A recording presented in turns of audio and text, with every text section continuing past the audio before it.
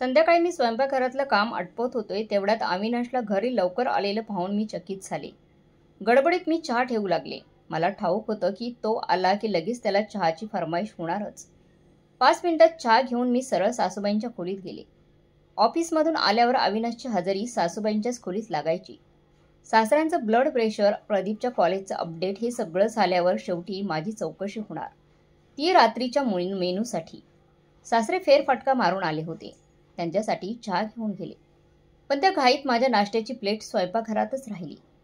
सासूबाई पटकन म्हणाल्या, सुनबाईची पोह्यांची प्लेट कुठे आहे? मी काही उत्तर देईन तोच अविनाशचा स्वर ताणला गेला. मीना, तुला 4 महिने झाले इथे येऊन, आणि अजूनही या घराचे नियम कळाले नाहीत का तुला? काल तू खोली साफ केली नव्हतीस, आणि त्याआधी प्रदीपचे कपडे प्रेस करायला विसरलीस तू. सासूबाई तावातावात म्हणाल्या.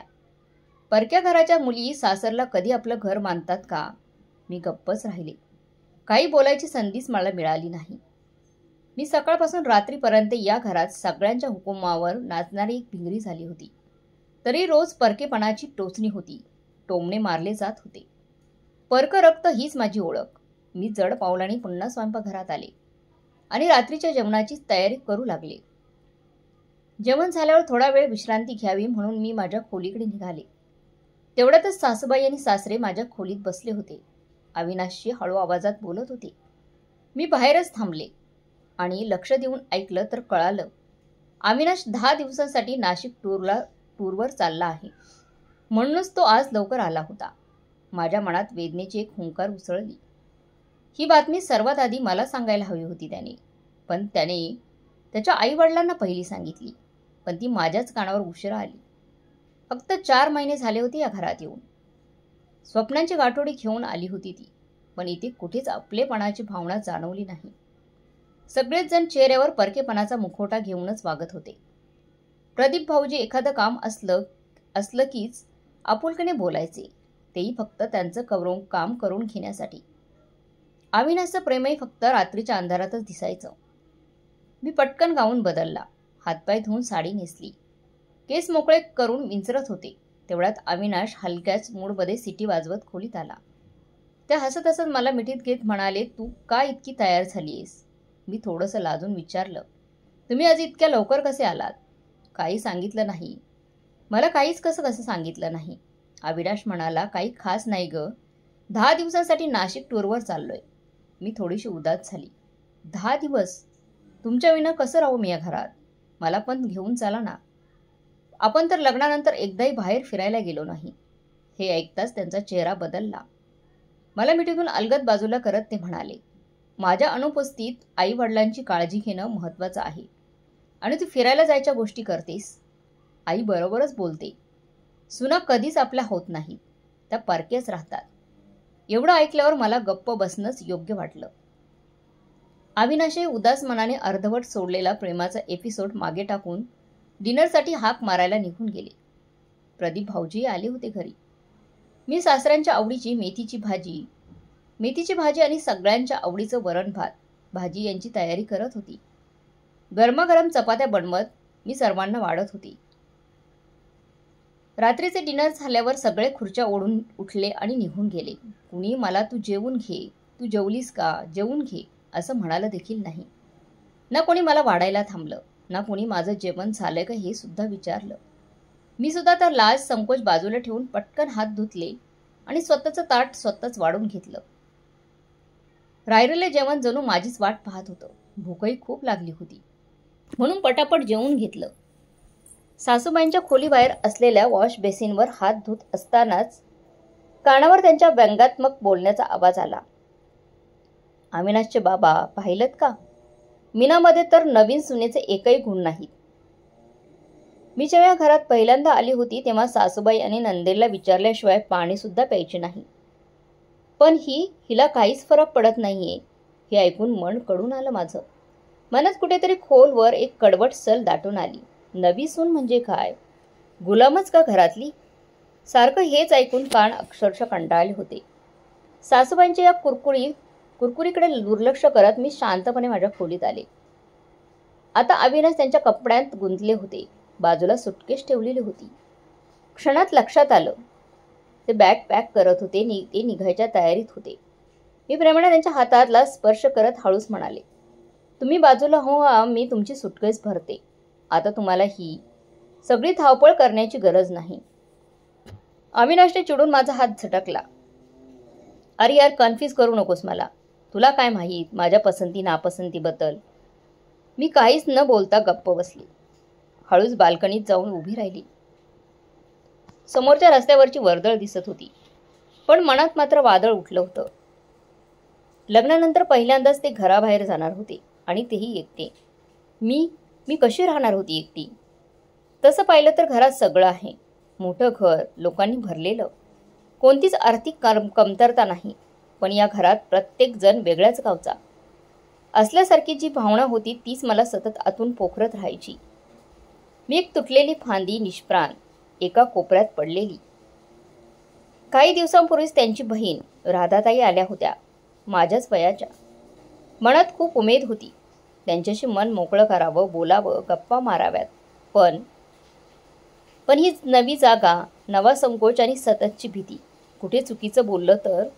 माझं तोंड उघडतच नव्हतं. मी अल्पभाषी झाली होती.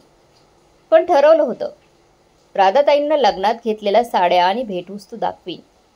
त्यांना हवं असेल ते देईनही मी त्यांना. त्यांच्या सासरी त्यांचा मान वाढेल असं वाटलं.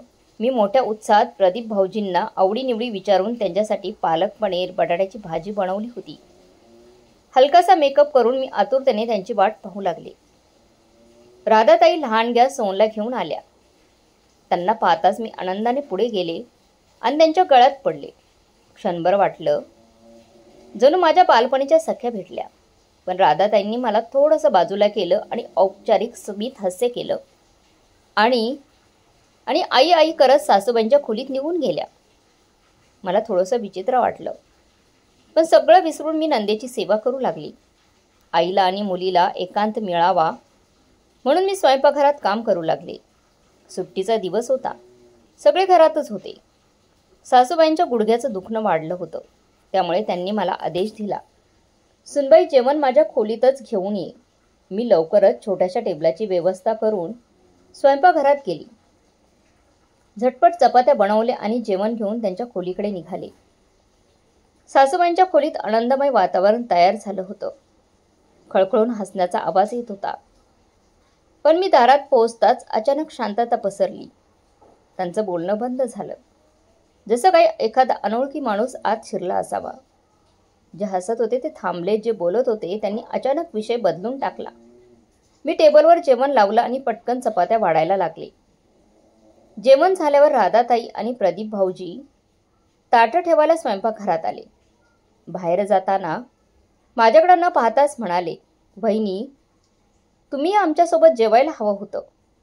मी काही उत्तर देणार तोपर्यंत ते दोघं निघून देखील गेले. पुन्हा एकदा शांतता. मी बाईंसोबत स्वयंपाकघर आवरायला लागले. खूप मन होतं की मीही त्यांच्यासारखंच हसावं, बोलावं, खिदळावं, त्यांच्याशी गप्पा माराव्यात. पण ना कोणी बोलवलं ना माझं धाडस झालं. संध्याकाळचा चहा झाल्यावर राधाताई जाण्यासाठी तयार झाल्या. प्रदीप भाऊजी रिक्षा घेऊन आले. अविनाश आणि सासरे अंगणात उभं राहून राधाताईंशी बोलत होते. मी तिथेच शेजारी उभी राहिली. रिक्षा येताच मी पुढे सरसावले. पण त्या क्षणी राधाताई पटकन पर्स आवरून बाय म्हणत रिक्षात जाऊन बसल्या. डोळ्यासमोरच रिक्षा निघून गेली आणि मी तशीच उभी राहिले. एक प्रकारची फसवणूक झाली होती जणू. त्या परकेपणाच्या वागणुकीने मन पूर्णपणे तिचं तुटून गेलं होतं. तेवढ्यात प्रदीप भाऊजींचा आवाज मला वर्तमानात परत घेऊन आला. तुमच्या बाहेरून म्हणजे तुमच्या बाबांचा फोन आहे, त्यांनी सांगितलं. मी मोबाईल घेतला. बाबांची विचारपूस केली. त्यांनी सांगितलं की 20 जानेवारीला त्यांच्या सेवानिवृत्तीचा कार्यक्रम आहे. म्हणजे ते रिटायर होणार आहेत, त्याचा कार्यक्रम आहे. मला सहकुटुंब आमंत्रण होतं, पण त्याच वेळी सासऱ्यांचा फोनवरच सांगितलं, आम्हाला येणं शक्य नाही, क्षमा करा, मात्र आम्ही तिला पाठवतो. ते ठरलं. प्रदीप भाऊजी मला बसमध्ये बसून देणार होते. तिथून अरविंद मला घेऊन जाणार होता. हे ऐकताच मला आनंदाचे पंख फुटले. हळद काढायला गेले होते, त्यानंतर मी पहिल्यांदाच माहेरी एकटी जात होती. मी माझी बॅग भरायला आतुर झाली होती. अविनाश प्रेमाने मस्करी करत म्हणाला, चला आता तर एकटेपणाचं दुःख सहन करावं लागणार नाही. माझ्या मनात विचार आला, अविनाश अंघोळ करून आले की त्यांच्याशी गिफ्टबाबत सल्ला घ्यावा. खरं तर त्यांना जायला फक्त 1 तास उरलेला होता. ते माझ्यासोबत गिफ्ट खरेदी करायला येणार नव्हते, पण गिफ्ट काय घ्यावं याचा सल्ला तर नक्की देऊ शकले असते. मी आतुरतेने त्यांच्या आंघोळीची वाट पाहत राहिले. ते बाहेर आले आणि खूपच गडबडीत तयारी करू लागले. त्यांची घाई गडबड पाहून मला समजत नव्हतं की बोलायला सुरुवात कुठून करू. जेव्हा ते तयार झाले तेव्हा मी पटकन माझं बोलणं त्यांच्यासमोर ठेवलं की गिफ्ट काय घेऊ. हे ऐकून रागाने ते भडकलेच आणि म्हणाले, मीना तुला अक्कल नाही का? बरोबर घरातून निघताना तुम्हाला कोणत्या संकटात टाकत आहेस? यावेळी कोणत्या भेटवस्तू देणार यासारख्या फालतू गोष्टी मला अजिबात ऐकायच्या नाहीत. हे तुलाही चांगलं माहीत आहे, तरी तू विचारत आहेस. तू आणि तुझ्या वडिलांच्या रिटायरमेंटचं तू स्वतः बघ, असं म्हणत त्यांनी आपली जबाबदारी झटकली आणि सरळ सासूबाईंच्या खोलीत निघून गेले. जाताना आपली सूटकेस बरोबर घेतली, म्हणजे ते तिथूनच निघणार होते. मी पटकन मग नाश्त्याची प्लेट घेऊन सासूबाईंच्या खोलीत गेली. माझ्या मनातील आनंदावर अविनाशच्या बोलण्याने थंडगार पाणी शिंपडलं होतं. मला वाटत होतं जाताना अविनाश थोडेफार पैसे देऊनच जाईल मला गिफ्ट घेण्यासाठी, पण नाश्ता करून ते बाजूला झाले होते. त्यावेळी गाडी आली. अच्छा, असं म्हणत ते गाडीमध्ये बसले. मी टेन्शनमध्ये पाहत उभी राहिली आणि मग मनात विचार सुरू झाला, भेटवस्तू घेण्यासाठी पैसे कुठून आणू? जर अविनाशने पैसे नाही दिले तर मग मी कोणाकडून पैसे घेऊ? ज्याच्यावर अधिकार होता तो तर दुर्लक्षित करून निघून गेला. सासू सासऱ्यांकडे पैसे मागायला लाज आणि स्वाभिमान दोन्ही आला. त्या क्षणी अचानक आठवलं की पाठवण्याच्या वेळी परदेशात राहणाऱ्या आत्याने काही पैसे हातावर ठेवले होते माझ्या, ज्याला मी न पाहता संदूकच्या तळाशी लपवले होते. मी धावत खोलीत आली आणि संदूक शोधू लागली. एक साडी झटकल्यानंतर काही नोटा खाली पडल्या आणि मला असं वाटलं की कुबेराचा खजिनाच मला सापडला आहे. मी त्या नोटा उचलून मोजू लागले, पण पुन्हा नैराश्याने घेरलं गेलं. ते फक्त 3,000 रुपये होते आणि एवढ्या कमी पैशात चांगली भेटवस्तू घेणं अगदी अवघड होतं. मी प्रदीप भाऊजींना थोडं धाडस करून बरोबर येण्यासाठी विनंती केली. ते तयार झाले माझ्याबरोबर येण्यासाठी, पण म्हणाले, वहिनी तुमचं बजेट किती आहे? त्यानुसारच दुकानात जाऊया. मी हळू आवाजात सांगितलं, 3,000 रुपये. प्रदीप भाऊजी व्यंग हसत म्हणाले, वहिनी मग तुम्ही रस्त्यावरच खरेदी करा, दुकानात नाही भेटणार. मला काही रस्त्यावरचे दुकानदार आवाज देऊ लागले. मग मी कपडे पाहू लागली. वास्तवात ती कपडे वापरण्यासारखेच होते. जीन्स, टॉप्स आणि बाकी सगळं काही होतं. रिया आणि छोटा भाऊ अरविंदसाठी स्वस्तातले कपडे रस्त्यावरचेच घेतले मी, आणि आईबाबांसाठी काही बऱ्यापैकी वस्तू घेण्याचा मग मी प्रयत्न केला.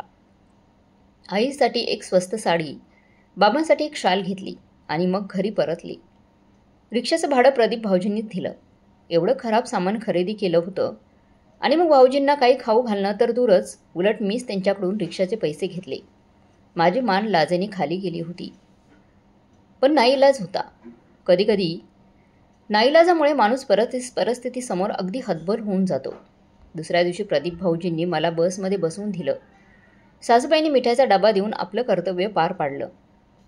लग्नानंतर पहिल्यांदाच मी एकटीच माहेरी जात होती. माझ्याबरोबर कोणीही नव्हतं, पण मन आनंदाने फुलून आलं होतं. गेल्या वेळी अविनाश बरोबर असल्यामुळे आई बाबा, रिया आणि अरविंद बरोबर फारसं बोलण्यास संधी मिळालीच नव्हती, कारण तो नेहमी माझ्याबरोबर असायचा. मन मोकळेपणाने बोलणं झालंच नाही. माझं मन खूपच रोमांचित झालं होतं. यावेळी माझी मैत्रीण निशालाही भेटायचं होतं. रिया आणि अरविंद मी गेल्यानंतर किती एकटे झाले असतील हे विचार मनात येत होते. अभ्यासाशी संबंधित असो किंवा इतर कोणतीही अडचण, सगळ्यांना मिनलताईलाच विचारायची सवय होती. ती आईचा उजवा हातच होती. बाबा मला पाहून अभिमानाने भरून जात असत. हा सगळा विचार करत करत वेळ कसा निघून गेला कळलंच नाही. अचानक बस थांबली. मी दचकून बाहेर पाहिलं. माझं बस स्थानक आलं होतं. मी खूपच उतावळी होती. बसच्या खिडकीतून डोकावून पाहिलं तेव्हा अरविंद वेगाने पावलं टाकत बसकडे येताना दिसला. मी बसमधून उतरले आणि अरविंदने लगेचच माझ्या हातातली बॅग हातात घेतली. त्याला पाहताच आनंदाने माझे डोळे भरून आले. 4 महिन्यात अरविंद खूपच स्मार्ट दिसू लागला होता. नवीन हेअरस्टाईल, डोळ्यावर काळा चष्मा लावलेला. घरी गेल्यावर असं वाटलं जणू एखादी हरवलेली गोष्ट पुन्हा सापडली आहे. माहेरचं ओढच तशी असते. मी सगळ्यांच्या गळ्यात कवटळून भेटले. आईबाबांनी पाठीवरून हात फिरवून प्रेमाने दुलावला केला. मला वाटलं मी या प्रेमासाठी किती तरसली होती. आई स्वयंपाकघरात निघून गेली तर मी बाबांची तब्येत, रिया आणि अरविंदच्या अभ्यासाबद्दल विचारपूस करू लागले. खूपच आनंदी वातावरणात सगळ्यांनी मग जेवण केले. रिया आणि अरविंद माझ्या बॅगेच्या आजूबाजूलाच फिरू लागले, कारण त्यांना माहीत होतं की ताई आमच्यासाठी नक्कीच काहीतरी घेऊन आली असेल. आणि ते म्हणाले, ताई पुण्याहून आमच्यासाठी काय घेऊन आलीस गं? मला खूप लाज वाटत होती. कोणत्या तोंडाने त्यांच्यासाठी आणलेल्या भेटवस्तू दाखवायच्या म्हणत नसतानाही मी उठले आणि त्या दोघांच्या पिशव्या काढून दिल्या. आणि पिशव्या उघडताच रिया आणि अरविंदचा चेहरा उतरला. दोघे माझ्याकडे पाहू लागले. तर रियाने म्हटलं, ताई तुझी पण कमाल आहे हां. तुला अख्ख्या पुण्यात, एवढ्या मोठ्या पुण्यात आमच्यासाठी एवढी फालतू कपडे सापडली का? तेवढ्यात आरमंदही लगेच बोलून गेला, ताई असे स्वस्त कपडे आपल्या घरातल्या कामवाल्या बाईची मुलंही कधी घालत नाहीत आणि तू आमच्यासाठी ही कपडे घेऊन आली. त्यांचं हे बोलणं ऐकून मी लाज आणि अपमानाने सुन्न झाली. कदाचित ते कपडे त्यांच्या दर्जाचे नव्हते हे खरं होतं, पण त्याच्या वागणुकीचा मी पहिल्यांदाच अनुभव घेत होती. दोघेही कपडे पलंगावर ठेवून बाहेर निघून गेले. मी आश्चर्यचकित आणि काळजीने पाहू लागले. जे भाऊ बहीण मला एवढी किंमत आणि मान देत होते, तेच बहीण भाऊ स्वस्त भेटवस्तू पाहून मला एवढं बोलून गेले. माझं मन सुन्न झालं होतं. मी खूपच थकली होती. तिथेच पलंगावर आडवी झाली आणि माहीत नाही मला कधी झोप लागली. संध्याकाळी झोप उडाली तेव्हा कानात रियाचा आवाज ऐकू आला. रियाचा आवाज ऐकून मी बाल्कनीतून खालू डोकावून पाहिलं तेव्हा रिया एका मुलाबरोबर बोलताना दिसली. तो मुलगा बाईकवर बसला होता आणि त्याच्या बोलण्यावरून तो मध्यमवर्गीय कुटुंबातून असल्याचं जाणवलं. अचानक त्याने बाईक सुरू केली आणि रियाला फ्लाइंग किस देत वेगानं निघून गेला तिथून. आणि मी ते पाहून थक्क झाली. रियाचं कॉलेजचं पहिलंच वर्ष होतं. तिने अजून तिच्या 18 वर्षाचं वयही पूर्ण केलं नव्हतं. ती अजून मनाने अपरिपक्वच होती आणि आत्ताच ती कोणत्या मार्गावर चालली आहे याचा मला मोठा धक्का बसला. मग मी मनात ठरवलं की संधी मिळाली की या गोष्टी तिला स्पष्टपणे समजावून सांगेल. तेवढ्यात आई खोलीत चहा घेऊन आली. मी आईचा हात पकडून म्हणाली, आई तू इथेच बस. आणि मग मी तिला साडी आणि बाबांची शाल असलेली पिशवी दिली. भेटवस्तू देताना मला लाज वाटत होती. आईने साडी आणि शाल उलटसरोट करून पाहिली आणि म्हणाली, याची काय गरज होती अगं? तुझ्या बाबांनी कालच रिटायरमेंटसाठी महागडी साडी घेतली आहे मला. तिने साडीची पिशवी पलंगावर ठेवली आणि स्वयंपाकघराकडे निघून गेली. मी शांतपणे अभिनय करत आईच्या मागे स्वयंपाकघरात गेली. मला पाहताच आई म्हणाली, तू इथेच बसून आराम कर. तू इथून काय करणार? आराम कर. आता तू आमची पाहुणी आहेस अगं. आईची ही गोष्ट ऐकून माझ्या डोळ्यात पाणी आलं. मी तोंड फिरवत भांडी उलटसुलट करू लागली. त्या दिवसांची आठवण झाली जेव्हा मी स्वयंपाकघरात येताच आई बिनधास्तपणे बाहेर निघून जात होती आणि स्वयंपाक मी करायची आणि थोडा वेळ आराम करायची आई. उद्या तर मावशी, काकी, आत्या सगळे पाहुणे येणार होते. घरी रिटायरमेंटचा कार्यक्रम होता म्हणून सगळेजण घरी येणार होते. मग आईला कुठलाही वेळ मिळणार नाही. मन होत होतं की आईच्या मांडीवर डोकं ठेवून रडावं, मन हलकं करावं. पण आई मात्र अखंड कामात मग्न होती. अधूनमधून माझ्या सासरच्या अनुभवाबद्दल प्रश्न विचारत होती. मी जे काही मनात येईल ते तिला सांगत होती.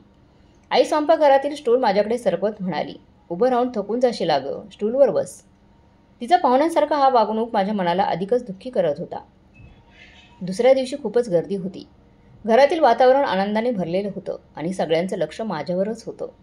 लोक माझ्या सासरचा अनुभव, माझा नवरा आणि घरातल्या लोकांच्या स्वभावाबद्दल प्रश्न विचारत होते. कसे आहेत तिकडले? मी मनातलं दुःखाला लपून ठरलेली उत्तरं देत होती. कसं सांगू की मी झाडाच्या तुटलेल्या फांद्या आणि पानांसारखं आयुष्य जगती तिथे.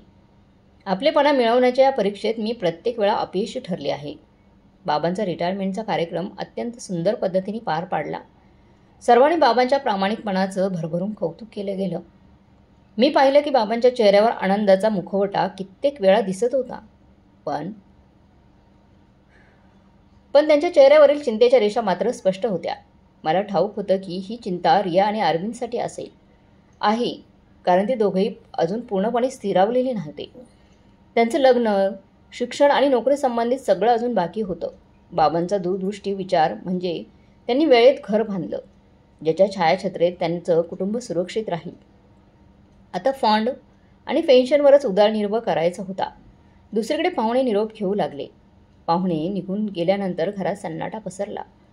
सगळे थकलेले होते आणि दुपारच्या विश्रांतीसाठी आराम करू लागले. या कार्यक्रमात मी एक गोष्ट लक्षात घेतली. रिया आणि अरविंदचा सहभाग जवळजवळ नाच्याबरोबरच होता. रिया जास्तीत जास्त वेळ पार्लरमध्ये घालून आली. बाकीचा वेळ मावशी, काकी, आत्या यांच्यासोबत गप्पा मारत होती. अरविंदही पाहुण्यांमध्ये मिसळून फिरत होता.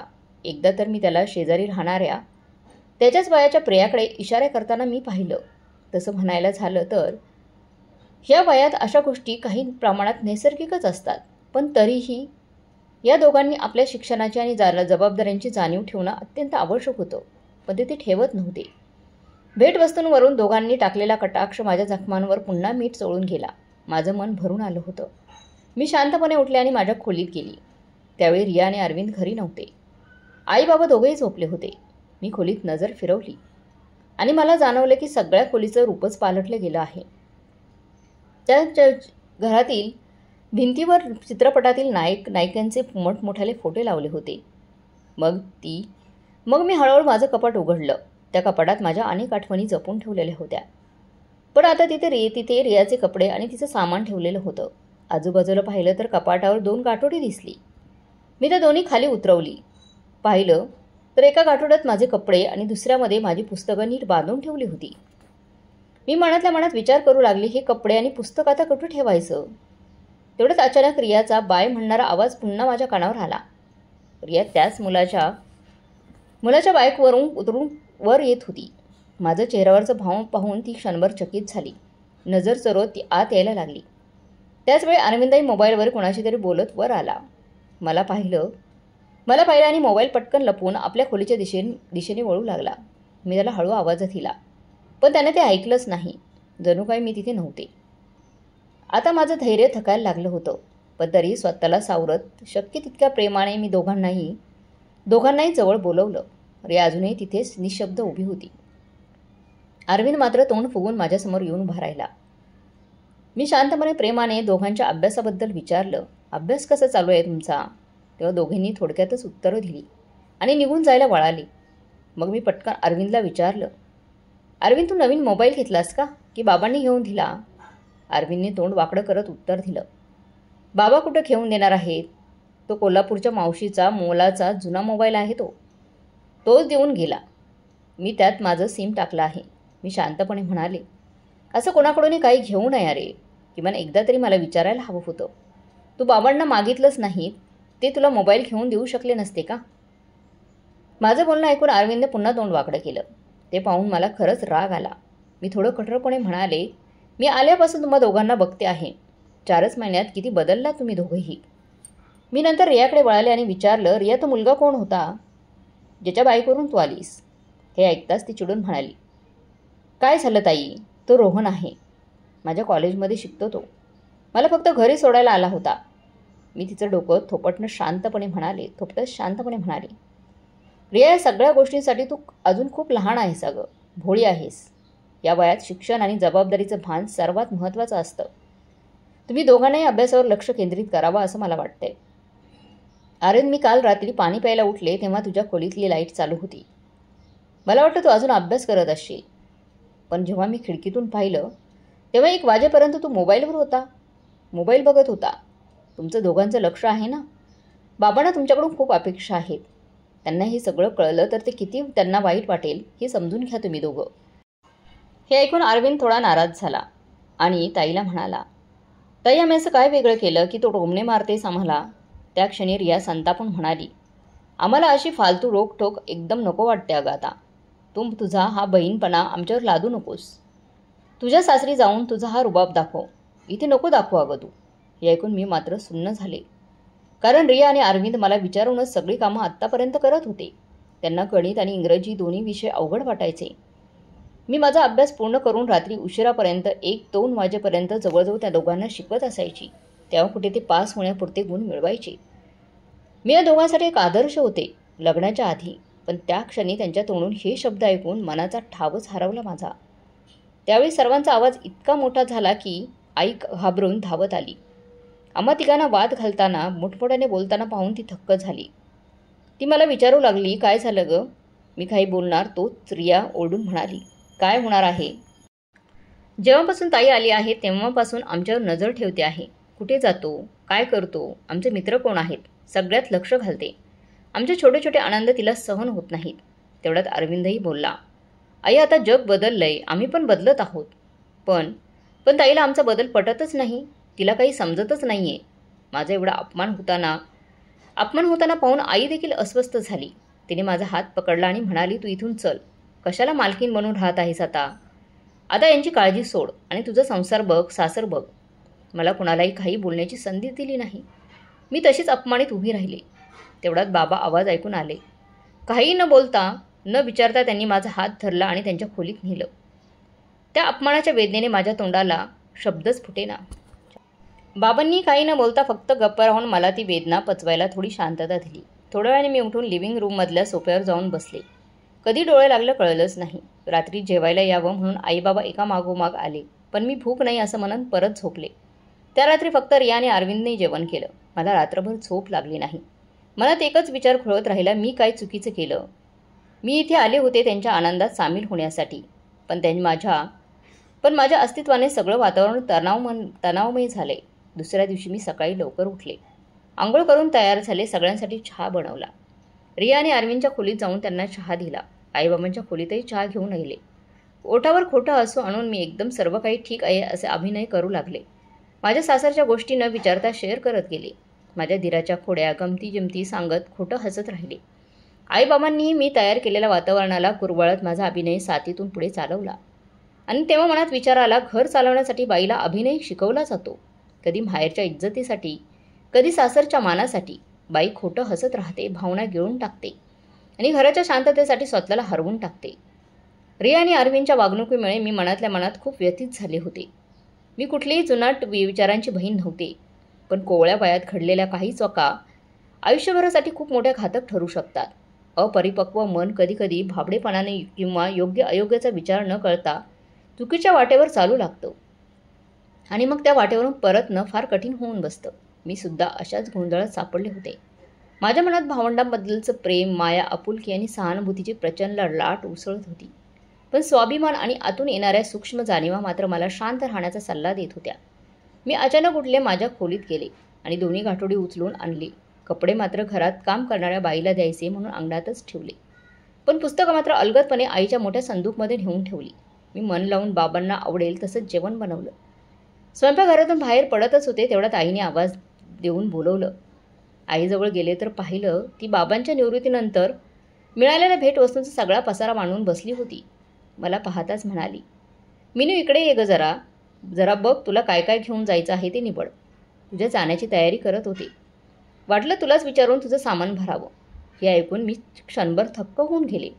माझी इच्छा किंवा परवानगी विचारण्याआधीच माझ्या जाण्याची तयारी सुरू झाली होती. इथे मन अगदी आतून ढवळून निघालं. मी तर मनात 10 दिवस राहण्याचं स्वप्न घेऊन आली होती आणि इथे तर 4थ्या दिवशी मला पाठवायचं ठरवून टाकलं गेलं होतं माझ्याच आईने. कदाचित आईच्या अनुभवाने तिला हे जाणवलं असावं की आमच्या तिघा भावंडांमधील तणाव आता टोकाला जाऊ लागलाय आणि त्याचा खोलवर परिणाम घरातच होऊ शकतो. मी समजूतदारपणाने वागत चेहऱ्यावर नाराजीचा भाव न आणता अगदी सहजतेने म्हणालं, अगं आई नाही ग, फक्त 4 महिन्यांपूर्वी तर सगळं काही घेऊनच पाठवलं होतंस. तू पुन्हा सुरू झाली आहेस का? आई काही न म्हणता बाबांना मिळाल्या असंख्य भेटवस्तूंमधील काही बाजूला ठेवून म्हणाली, तू तर बोलतेस, तुला काही नको, पण आम्हालाही आमच्या मानसन्मानाचा विचार करावा लागतो नाही का? तुझ्या सासरचे लोक काय म्हणतील? मुलीला रिकाम्या हाताने पाठवलं. मला समजलं की यावेळी बोलून काही उपयोग नाही, म्हणून गप्प बसणंच योग्य वाटलं. हळूहळू मी सामान पाहू लागले. काही वस्तू घरगुती उपयोगाच्या होत्या तर काही कपड्यांचे संच. सगळं सामान एकत्र ठेवून मी ते माझ्या बॅगेत ठेवायला गेले. डोळ्यातून अश्रू अनावर वाहत होते. बरं झालं खोलीत त्या क्षणी कुणी नव्हतं. बॅग उघडली आणि त्यातून मोठ्या हौसेने आणलेल्या कपड्यांनी तोंड वाकडं केल्यासारखं वाटलं. जणू ते कपडे माझ्याकडे पाहून म्हणत होते, किती वेळा संधी मिळाली या कपड्यांना अंगावर घालायला. मनाच्या वेदना थोड्या कमी करण्यासाठी मी माझ्या सर्वात प्रिय मैत्रिणीला निशाला फोन केला, पण ती देखील शहराबाहेर गेली होती. ज्या माहेरी येण्यासाठी मी एवढ्या उत्सुकतेने वाट पाहिली होती त्या ठिकाणी आता असं एक क्षणही घालवणं कठीण झालं होतं. असं वाटत होतं वेळ थांबून राहिला आहे. काही वेळ बाबा जवळ बसले आणि त्यांनी पुढील नियोजन करू लागले. ते पण खूप उदास होते. एवढ्या महागाईच्या काळात फक्त पेन्शनवर दिवस काढणं खूप कठीण होतं. बाबा नेहमी स्वाभिमानी, गंभीर आणि कमी बोलणारे. त्यांनी सांगितलं, मीना, मी अकाउंट विभागात नोकरी करू शकतो, पण या वयात कुणाच्या समोर हात जोडणं योग्य नाही. आणि मग त्यांनी थोडं पास होऊन म्हटलं, पेन्शनच्या पैशात रोजच्या खर्चासाठी तूट पडणार, पण काय करू, वशिलाचा जमाना आहे. त्यांचं बोलणं ऐकून माझं मन खूपच वेदनेने भरून आलं. मी थोडं मोठ्याने म्हणाले, तुम्ही लोकांनी माझ्या लग्नाची इतकी घाई केली, नाहीतर त्याच वेळी माझ्या कॉलेजमध्ये लेक्चरर म्हणून मला नोकरी मिळत होती. मी तुम्हा लोकांसमोर किती विनवणी केल्या होत्या, एवढ्या लवकर लग्न करू नका माझं, पण तुम्ही माझं ऐकलंच नाही. बाबा हसत हसत म्हणाले, मीना बाळा, किती दिवस तुला घरी ठेवू? एक दिवस तुला तरी जायचं होतं. परक्याचं धन किती दिवस आपल्या घरी ठेवू? त्यांचे हे शब्द ऐकून मन पुन्हा एकदा सुन्न झालं. माहेरी पण परकी, सासरी पण परकी. मनात एकच आंदोलन उठलं, माझं घर कोणतं? मी कोणाची आहे? डोळ्यातून पुन्हा अश्रू निसरडे झाले. खूपच कष्टानं स्वतःला सांभाळत मी आईला स्वयंपाकघरात मदत करू लागले. आई म्हणाल, तू आरामात बस, मी सगळं करते. आता सवय सगळी झाली मला एकटीला करायची. रिया स्वयंपाकघरात डोकवतही नाही. फक्त कॉलेज, अभ्यास, दुसरं काही नाही. मनात आलं रियाबद्दल आईला सावध करावं, पण घरातलं वातावरण अजून खराब व्हायला नको असा विचार करून गप्प बसले. दुसऱ्या दिवशी सकाळी लवकर उठून आंघोळ करून तयार झाले. मन अगदी भरून येत होतं. मन करत होतं लवकर निघावं, कमीत कमी घरातलं वातावरण तरी सामान्य व्हावं. मी पटापट नाश्ता केला. अरविंद मला सोडायला येणार होता. खाली रिक्षा थांबलेली होती. मी सर्वांना प्रेमाने निरोप दिला आणि रियाला गळ्याशी घट्ट धरलं. ती उदासपणे माझ्या जाण्याचीच वाट पाहत होती. तिने अचानक मला थोड्या अलगदपणे बाजूला केलं आणि मान खाली घालून उभी राहिली. मी पुन्हा एकदा आईबाबांच्या गळ्यात पडून रडू लागले. त्यांनी माझ्या डोक्यावर हात फिरवून मला शांत केलं. मी भावनांना जास्त जागा न देता पायऱ्या उतरू लागले. अरविंदने रिक्षामध्ये सामान ठेवले. बाबा खाली आले होते, पण आई आणि रियावर बाल्कनीत उभ्या होत्या. मी रिक्षामध्ये बसून हात हलवला. वरूनही त्यांचे हात हलताना दिसले. बघता बघता सगळ्यांच्या डोळ्याआड झाली. अशा प्रकारे माहेरी माझी दुसऱ्यांदा पाठवणी झाली होती. अरविंद मला बसमध्ये बसून म्हणाला, ताई कॉलेजला उशीर होतोय, आणि मग तो धावत गर्दीत हरवला. अरविंद जाताच मनात वेदनेची तीव्र झंझणाट उमटली. बसमध्ये बसून मी विचार करू लागले, वेळ कसा बदलतोय. मी अरविंद आणि रियाची आवडती ताई होती. प्रत्येक गोष्टीत माझ्याकडून सल्ला घेत होते ते. मला न विचारता कोणी पाऊल उचलत नव्हतं. पण आज दोघेही कसे परके झाले आहेत. माझ्या मनात एक वादळ उठलं. दोघेही दिशाभूल झाल्यासारखे वाटत होते. सासरच्या उंबरठ्यावर पाय ठेवताच लक्षात आले. माहेरी 10 दिवस राहण्याची परवानगी घेऊन गेली होती, पण 4 दिवसातच परत आली. मग काहीतरी कारण सांगावं लागणारच. माझं डोकं चालू लागलं. प्रदीप भाऊजींनी दरवाजा उघडला. मी चेहऱ्यावर खोटं हास्य आणलं. ते आश्चर्यचकित होऊन म्हणाले, वहिनी एवढ्या लवकर आलात? फोन केला असता तर मी घ्यायला आलो असतो. आमच्या दोघांच्या आवाजाने सासरे बाहेर आले. मी त्यांच्या पाया पडून थोडा मोठा आवाज करून म्हणाले, आईबाबांच्या सगळ्या कुटुंबाबरोबर भारत भ्रमण करण्याचा कार्यक्रम ठरलेला होता त्यांचा. सगळे मला पण यायला आग्रह करत होते, पण मी नकार दिला, म्हणून लवकर यावं लागलं. मला वाटत होतं आतल्या खोलीत बसलेल्या सासूबाईंनी माझं बोलणं ऐकावं, म्हणजे मला वारंवार खोटं बोलावं लागणार नाही. आणि तसंच माझं मनही मला खोटं बोलण्यासाठी धिक्कारत होतं. मी आज जाऊन सासूबाईंना भेटली. त्यांनी सांगितलं की राधाताई आल्या होत्या आणि ती कालच गेली. काही दिवसांनी त्यांच्या बालमैत्रिणीचं लग्न आहे. ती शेजारीच राहते, म्हणून त्या लग्नासाठी पुन्हा 2-4 दिवसासाठी येणार आहे. मी काही वेळ सासूबाईंनी सासऱ्यांच्या जवळ बसून राहिले. ते रिटायरमेंटच्या कार्यक्रमाबद्दल विचारत होते, पण कुणी मला चहा किंवा पाणी देखील विचारलंच नाही. माझं डोकं तणाव आणि थकव्याने फुटायला लागलं होतं. मग मी स्वयंपाकघरात जाऊन सर्वांसाठी चहा घेऊन आले. चहा प्यायला सुरुवात केली आणि थोडंसं मनाला शांती मिळाली. त्यानंतर रात्रीच्या जेवणाची तयारी सुरू केली. 2 दिवसांनी अविनाश नाशिकहून परत आले. त्यांचं कामही लवकर संपलं होतं. मी लवकर आलेलं पाहून त्यांना आश्चर्य वाटलं. मी मनात दडलेल्या वेदना दडपून ठेवल्या आणि जबरदस्तीने हसत म्हटलं, मला तिथे तुम्ही येणार आहात याची जाणीव झाली होती, म्हणून धावतच आले. अविनाश थोडा असल्याने माझ्याकडे धावत येऊन मला पकडण्याचा प्रयत्न केला, पण मी हसत हसत स्वयंपाकघरात गेली.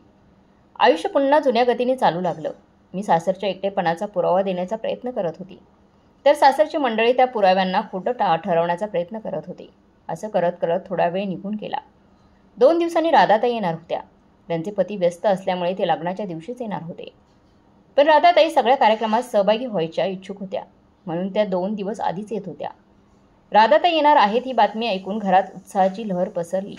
त्यांच्या मैत्रिणीचं कुटुंबही लग्नपत्रिका देण्यासाठी आलं. त्यांनी लग्नाला येण्यासाठी सर्वांना आग्रह केला होता.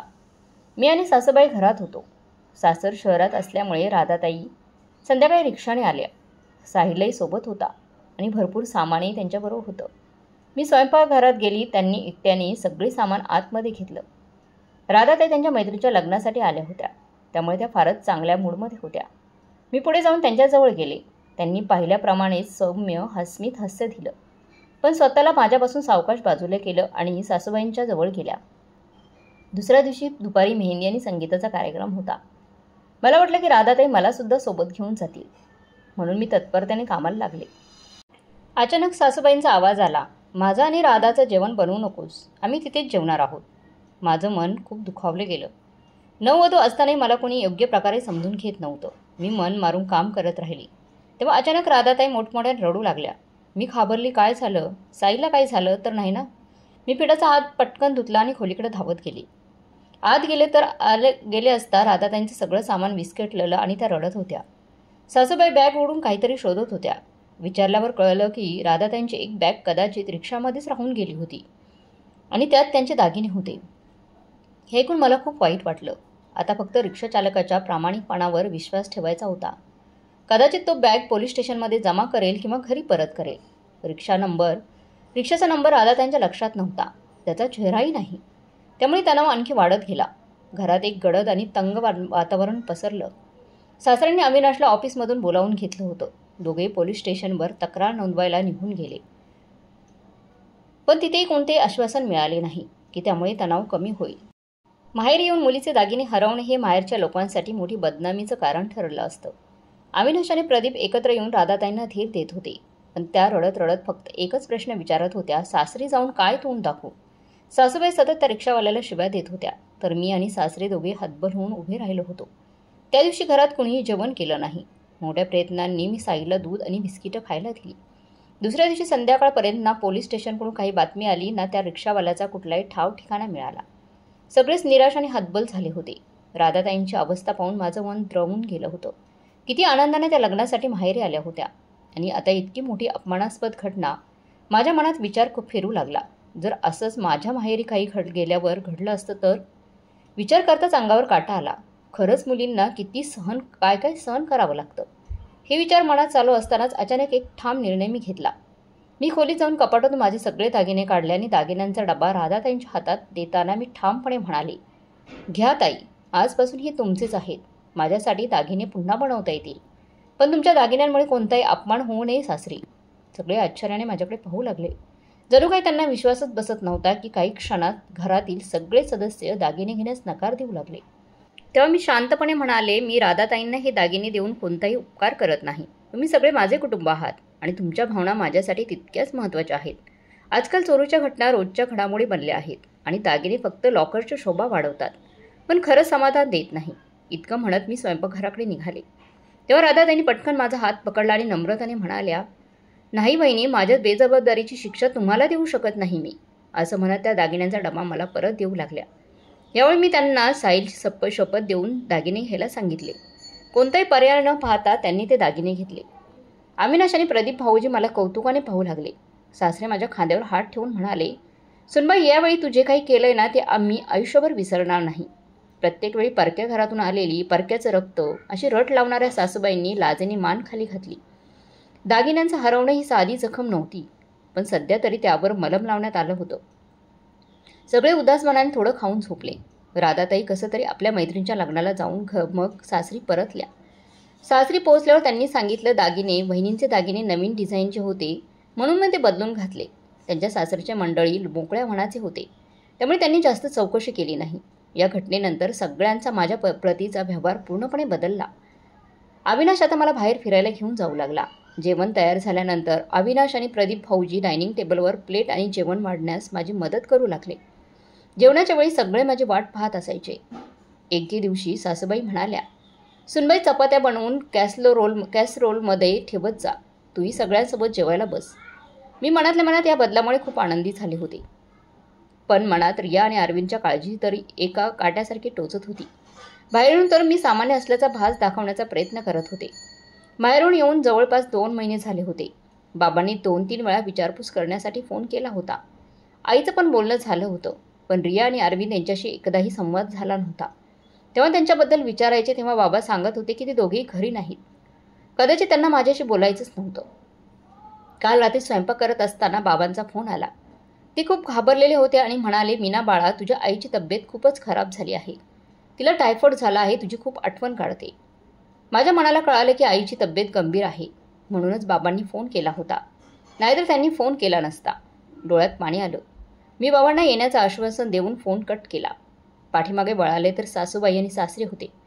माझ्या चेहऱ्यावरची चिंता दिसत होती. त्यांनी विचारलं, सुनबाई, तुझ्या माहेरी सगळं कुशलमंगल आहे ना? काय झालंय? आईच्या तब्येतीबद्दल सांगताना मी रडू लागले. सासूबाईने मला सांत्वना देत म्हटलं, तू सकाळी अविनाशला घेऊन माहेरी जा. तुझ्या आईची काळजी घे. अविनाशकडे सुट्ट्या कमी आहेत. तो 2 दिवस राहून परत येईल. तुला जेवढा वेळ राहायचा आहे तितकं राहा. दुसऱ्या दिवशी मी आणि अविनाश माहेरी गेलो. संपूर्ण घर अस्तव्यस्त होतं. धावतच आईच्या खोलीत गेले आणि चकित झाले. ती खूपच अशक्त झाली होती. डोळे खोल गेले होते आणि काळी पडली होती. तिच्यावर उपचार सुरू होते, पण मला विश्वास बसत नव्हता. मी आणि अविनाश तिला दुसऱ्या डॉक्टरांकडे घेऊन गेलो. डॉक्टरांनी तपासून काढलं. सांगितलं की आजार खूपच वाढलेला आहे, पण थोडा आराम घेतला तर तब्येतीत सुधारणा होऊ शकते. घरी परतल्यावर पाहिलं तर रिया आणि अरविंद आले होते. मला पाहताच त्यांचे चेहरे ढासळलेले होते आणि मी त्यांच्या औपचारिक बोलत होती. 5व्या दिवसापर्यंत आईची तब्येतीत हळूहळू सुधारणा दिसू लागली. बाबांच्या चेहऱ्यावर परत आनंदाची झळक दिसू लागली. हे पाहून मन खूप हलकं झालं. दुपारी मी आईला खिचडी खायला खाऊ घातली. घरात कोणीच नव्हतं.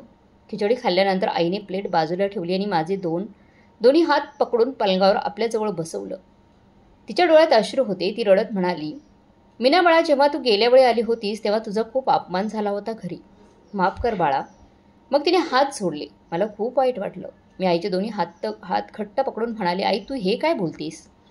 तू झालेल्या गोष्टींवर विचार करू नकोस आणि काहीही बोलू नकोस. तू फक्त तुझ्या तब्येतीकडे लक्ष दे. हळूहळू आई बोलू लागली. तिच्या मनातील वेदना माझ्यासमोर उघडायला लागल्या. ती म्हणाली, रिया घराप्रती बेजबाबदार झाली आहे.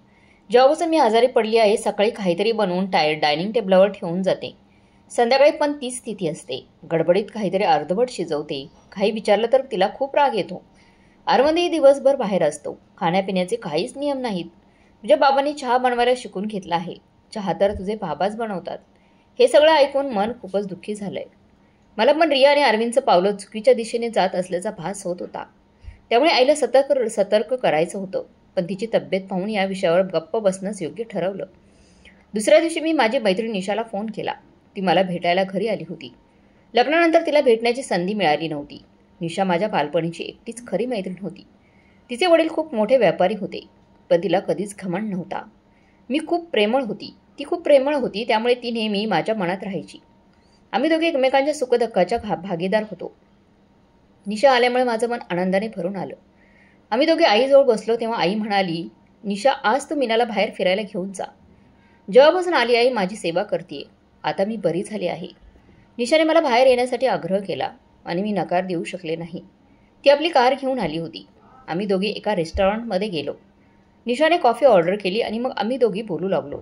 निशा माझ्याकडून माझं लग्न आणि सासरचा अनुभव ऐकायला खूप उत्सुक होती. अचानक ती गंभीर झाली आणि म्हणाली, मीना, आपण दोघे कित्येक दिवसांनी भेटत आहोत. मला तुझं मन दुखवायचं नाही, पण या गोष्टीवर गप्प राहून मला तुझं आणि तुझ्या कुटुंबाचं नुकसान करायचं नाहीये.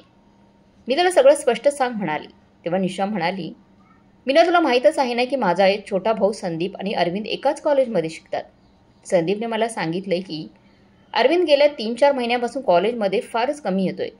तो काही दादा टाईप मुलांबरोबर फिरतोय. प्रोफेसरांनी त्याला कित्येक वेळा चेतावणी दिली आहे. मला वाटतं त्याला आत्ताच थांबवलं नाही तर तो चुकीच्या मार्गावर जाऊ शकतो. मग तिथून परत येणं कठीण होईल. मी निशाचे आभार मानले. तू मला योग्य वेळी सावध केलंस. आजच मी अरविंदशी परखडपणे बोलती. विषय निघालाच होता तेव्हा मी निशाला रियाबद्दल सगळं सांगितलं. निशाने गंभीरपणे म्हटलं, या वयात मुलामुलींचं आकर्षण साधारण असतं, पण ताण तेव्हा येतो जेव्हा काही मुलं भोळ्या मुलींना फसवून त्यांच्याशी संबंध ठेवून त्यांचे आपत्तीजनक व्हिडिओ बनवून त्यांना ब्लॅकमेल करू लागतात. मी निशाला म्हणलं, बस कर निशा, मला हीच काळजी वाटते. पण रिया काही ऐकायला तयारच नाही. काय करू? आम्ही दोघे बोलत होतो तितक्यात माझी नजर समोरच्या टेबलावर गेली. तिथे एक 9 तरुण आणि एक 9 तरुणी हातात हात धरून ज्यूस घेत होते. ते हळूहळू बोलत होते. मला वाटलं त्या मुलाला मी कुठेतरी पाहिलंय. मी अडवण्याचा प्रयत्न करू लागले. लक्षपूर्वक पाहिलं तेव्हा माझ्या लक्षात आलं, हा तर तोच मुलगा आहे ज्याच्यासोबत रिया बाईकवरून फिरताना दिसते. आता माझं डोकं वेगाने विचार करू लागलं. या फालतू मुलाच्या नादी लागून रिया माझा इतका अपमान करतीये. घरातल्यांचा अपमान करत होती. मी झटपट एक प्लॅन आखला आणि निशाला समजावलं. निशा वॉशरूमला जाण्याच्या निमित्ताने त्या दोघांच्या जवळ जाईल आणि मी वेळ न घालवता मोबाईलमधून त्यांचे फोटो काढणार. जर ते दोघं सावध झाले तर मी कॅमेरा निशाकडे वळवून तिला पोज द्यायला सांगेन. जसं काय मी तिचाच फोटो काढते. पण दोघं प्रेमात इतके मग्न होते की आजूबाजूच्या गोंगाटाची त्यांना जाणीवच नव्हती. ते एकाच ग्लासमधून ज्यूस पित होते. मी पटकन फोटो काढला आणि आम्ही दोघी रेस्टॉरंटच्या बाहेर पडलो. घरी आल्यावर पाहिलं तर रिया आणि अरविंद दोघेही आलेले होते. अरविंद निशाला पाहून थोडंसं दचकला, कारण त्याला माहीत होतं निशाचा भाऊ आणि तो एकाच कॉलेजमध्ये शिकतो. रियाला मात्र निशा खूप आवडायची, म्हणून ती प्रेमाने तिला बिलगली. एकमेकींच्या गप्पा झाल्यानंतर रिया चहा बनवायला निघून गेली. काही वेळाने अरविंद संधी साधून कोचिंग क्लासच्या नावाखाली बाहेर पडू लागला.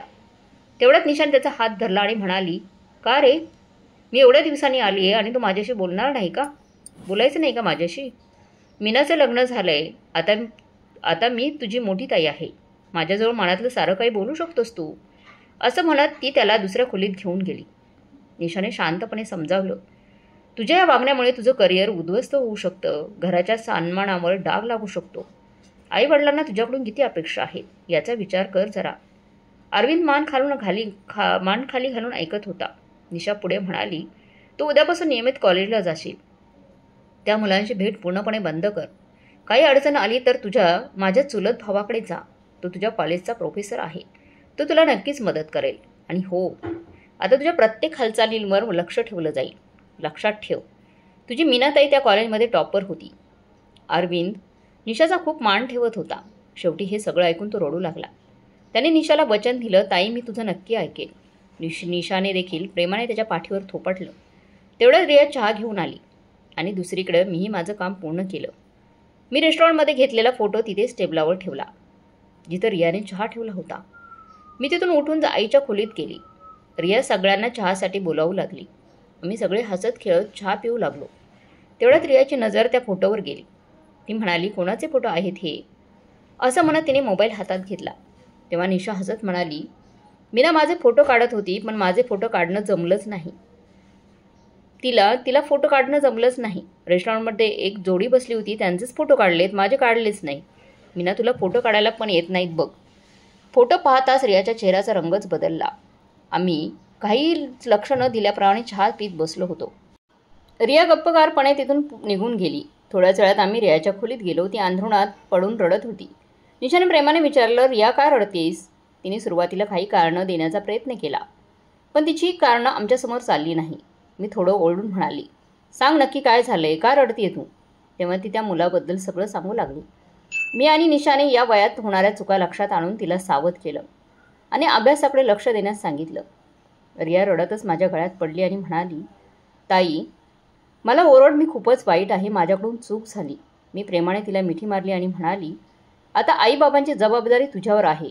असं रडून कसं चालेल? रिया हसून हो म्हणाली. अरविंद पण मान खाली घालून उभा होता. तोही माझ्या गळ्यात पडला. निशा जाताना आईबाबांना भेटायला गेली. तेव्हा हसून म्हणाली, काका, मी ज्या कामासाठी आले होते ना, ते तर विसरूनच गेले काका. खरं तर बाबांनी मला यासाठी इथे पाठवलं होतं की त्यांना त्यांच्या व्यवसायासाठी एक अनुभवी अकाउंटंट हवा आहे. जर तुम्ही हे काम स्वीकारलं तर त्यांची काळजी काहीशी कमी होईल. बाबांच्या आनंदाचा ठिकाणाच राहिला नाही, कारण त्यांनाही काम हवंच होतं. का नाही, मी हे काम नक्की करेन. निशा, तुझे उपकार मी कधीही विसरणार नाही. निशा प्रेमाने पण रागाने म्हणाली, काका, तुम्ही जर असं म्हणाल तर मी तुमच्याशी कधीच बोलणार नाही. बाबांनी हसून दोन्ही कान पकडले आणि सगळे मोठमोठ्याने हसू लागले. सगळं वातावरण आनंदाने भरून गेलं होतं. आईची तब्येतही जी बरी नव्हती ती बरी झाली होती. रिया आता घरातल्या कामात लक्ष देऊ लागली आणि मीही सासरी जाण्याची इच्छा व्यक्त केली. त्यावेळी अरविंद माझ्या सासरी सोडायला येणार होता. दुसऱ्या दिवशी जाण्यापूर्वी मी आईबाबांच्या खोलीजवळून जात होती, तेव्हा त्यांचं बोलणं ऐकू आलं मला. आई म्हणाली, आपण मुलींना परक्यांचं धन, परक्याची अमानत म्हणून दुःखी करतो, त्यांचं मन दुखवतो. पण मुली नवऱ्याच्या घरी जाऊनही बापाची आणि काळजी कधीच सोडत नाही, त्या काळजी करतच राहतात. बाबांनी हसून उत्तर दिलं, मुली तर आपल्यासोबत राहतात, तोपर्यंत आपलं आयुष्य असतं. हे ऐकून मीही हसले. दुसऱ्या दिवशी मी माहेरी सर्वांचा निरोप घेऊन सासरी आले. सगळे खूप प्रेमाने भेटले. अविनाश अरविंदला फिरायला घेऊन गेला आणि त्याला भरपूर भेटवस्तू घेऊन दिल्या. राधाताई पण अरविंदला भेटायला आल्या होत्या. अरविंद खूप आनंदाने सगळ्यांचा निरोप त्याने घेतला. सासूबाईंच्या गुडघ्यांची मालिश करण्यासाठी मी एक तेल घेऊन त्यांच्यासाठी आली होती आणि मालिश करून मी त्यांच्या खोलीतून निघाली. तेवढ्या सासऱ्यांचा आवाज आला. सुना प्रेमासाठी आतुर असतात. त्यांना फक्त 2 गोष्टी प्रेमाने बोलायला हव्यात. जोपर्यंत आपण त्यांना परक्या घरातून आलेलं परक्याचं रक्त असं म्हणत राहिलो, तोपर्यंत त्या सासरी आपलं स्थान कसं निर्माण करणार? सासूबाई म्हणाल्या, तुम्ही बरोबर बोलत आहात.